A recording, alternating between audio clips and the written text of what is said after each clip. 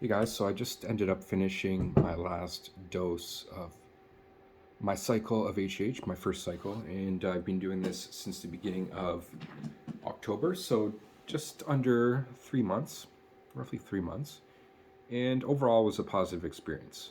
I noticed many benefits, a few side effects, the typical ones, nothing too crazy, and as I explained in my last video, one of my last videos anyway, there's ways to that I minimize the side effects while I hope still maximizing the potential, which is before I was taking it every day, and then I cut down to only 5 days a week taking it. Would I do the same next time? I don't know. I think it's dependent. Maybe it's dependent on a few factors. I just felt like at one time I felt like I was weighing down on me almost too much. I don't know if it was the HGH, but I decided just to pull back a little bit. Just in my last few weeks to a month of taking it. So through the majority of the cycle, I was doing it every day. A little bit in the morning, around 0.75 in the morning, and 1.75 at night, just before I go to bed. So roughly, that would be like just under 3 I use, 2.5 to 3 I use a day. And that I would say is in between the therapeutic dose and the more a sports dose, if you want to call it that. Somebody who's an athlete would probably take around 4 if they're, depending on the situation, not necessarily, but, and then excessive of 4 is the bodybuilding dose, I would call that. So the benefits are growth, muscle growth. I even noticed today, like my hair, I got a haircut like about a month and a half ago, 2 months ago, and I feel like my hair is growing a lot quicker. Now that's obviously not doesn't really matter. Who cares? It's hair. Although it could potentially have the ability to regrow hair back. I wouldn't take it just for that reason, but that's could be a possible uh, one possible solution. Now, the benefits I have that the reason why I took it was because of an ankle injury and a knee injury, and an ankle injury is pretty darn good. No problems with that. Usually I have issues after, say, I go for a jog or snowboarding or skateboarding or gym. I have ankle. I get like for the next day or two, it's sore. Which if you know I'm going to the gym every day, not necessarily doing legs every day, but it's constant pain, right? Especially in the morning. And with my knee, like if I go into a deep squat or even just like walking upstairs, it's like a sharp pain, and those sharp pains are means that there's an injury of some kind, and I believe it's menisci injury. I haven't really had it diagnosed per se, but I do massage therapy and I can kind of assess. I believe it's menisci injury because it's on the medial side of the internal part of your knee, and so anyway, that's been giving me issues. Now that hasn't totally healed, but it's a lot better than what it was before. So say before it was up to 6 out of 10 pain scale when I did like some squats sometimes, or like I said, walking up the stairs. Now, if I do feel it, it's like around 2 or 3. So benefit, that's kind of subjective. It's my own. But what I do notice is before, when I was going down in that deep squat, it would get such a shooting pain that my muscles would just like give out almost. It was just like, oh, like it would just collapse, right? Now I haven't been getting that. So knock on wood. It's good. And the other side effects I noticed was a little bit of sleep, maybe benefit, refreshed, energy in general, which is one of the common traits people usually comment about, and a little bit of fat reduction. I had a bit of like the belly fat around here, and what HGH does is convert fat into it was just like through lipolysis, it just dissolves fat and creates muscle, right? So anabolic properties. So that's what I noticed, a bit of strength, and even people I work with, they noticed it. I told pretty much all, because a lot of them are guys. I told, and they're fit guys, and they were interested, so I told them about it, and they've assessed me because we're all like massage therapists. So like they assess me, and they're like, man, yeah, your lats. The one guy's like, man, your lats are crazy. Like crazy? What do you mean crazy?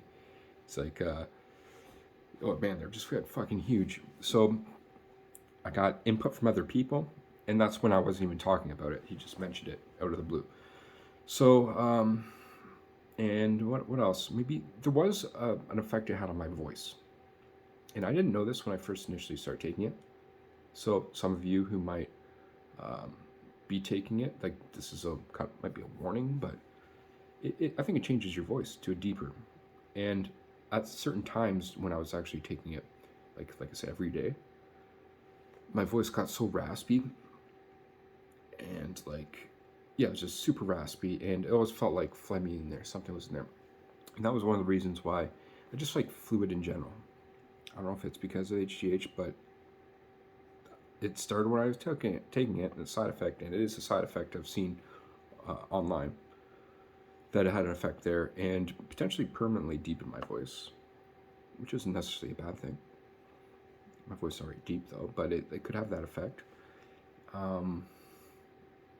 Well, we're talking about negative side effects, the typical ones, the carpal tunnel, and I got kind of an ulnar nerve kind of displacement, or like, I don't know, like fingertips, like here, were kind of like not tingly,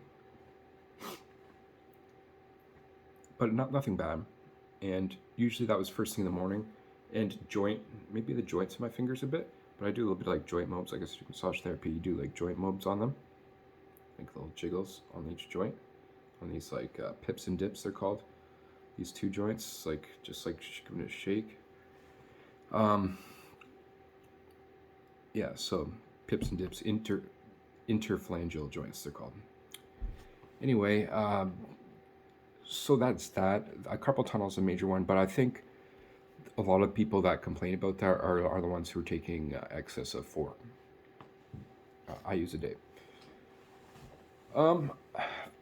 Ideally, I would have liked to go longer, a little bit more, but I think it's good for just my first one, just to get my feet wet in this, and maybe in a year, or even 2, or maybe never again. Oh, we'll see how it goes.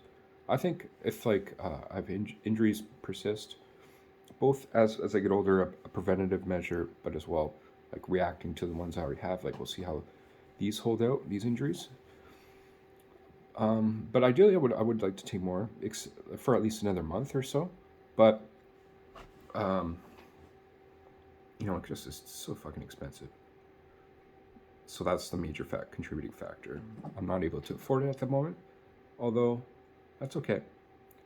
I think I got the benefits, and I think it's also a good thing not to overextend into something like this, especially your first time. Like take a few steps forward and take a few steps back, right? And that's what I've never done on New Year's, like what do you call it? New Year's, like where you like say your new you type of thing. I never done that before.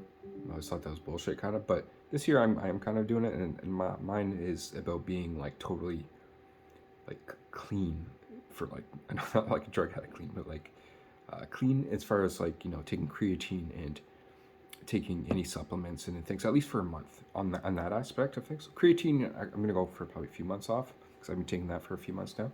So it's good to take that like a few steps forward, a few steps back kind of mentality. But even like everything, like everything that's like even pre-workout and things like that. And I've been taking carnitine, I've been taking other things, which is great. Go on a cycle and just like taking carnitine when you're taking HGH and creatine and things, because you're on this anabolic cycle state. But then take a step back. Still hit the gym. Still do whatever. And to be honest, I'm gonna keep with the strength training, but also incorporate a little bit more cardio into my routine as well. So yeah, but I think overall, the anabolic effects in rehabilitation, but as well personal level of fitness, health and fitness, the benefits outweigh the side effects at the dose I'm taking for somebody my size. And the age. There's a lot to incorporate, a few factors, but I think if you're a healthy guy in your 30s, the dosage that I take, I would recommend. Again, everybody can do what they want for a body weight around 200 pounds. So I'll leave it there. I'm still going to make videos, even though this is my last day taking it. Thank you for everybody who's been a part of my journey. You know, this is the HGH journey, my journey channel. But the journey is not over, obviously. And next, I'll mention if I have any side effects coming off it, because just like a lot of other things, like steroids, like there's when you go off something, or drugs, other drugs, there's, you know, withdrawal symptoms. That's the word I was looking for. So potentially there could be a little bit of withdrawal because, long story short, your hypothalamus, or wait, I can't think straight or remember what affects what, but the pituitary gland won't get the signal to release growth hormone because it's relied on you just taking it for the last few months. So that's pretty much turned off because you've been taking it. But it comes back on, and I think better than your nuts, your testicles do from steroids, because, you know, you go off, if you're taking testosterone, you go off that, that turns your nuts off. And people have been taking it for extended periods of time. That's why people who take steroids usually end up continuing on it for their whole lives, because when they come off it, even from a cycle, that there's the post hormonal kind of effects, post hormonal replacement therapy. They have to do therapy for that. With this, I don't believe I will. I think I'll be fine, but I'm going to continue with that as part of my journey as well. Anyway, thanks for watching, everybody. Have a good day.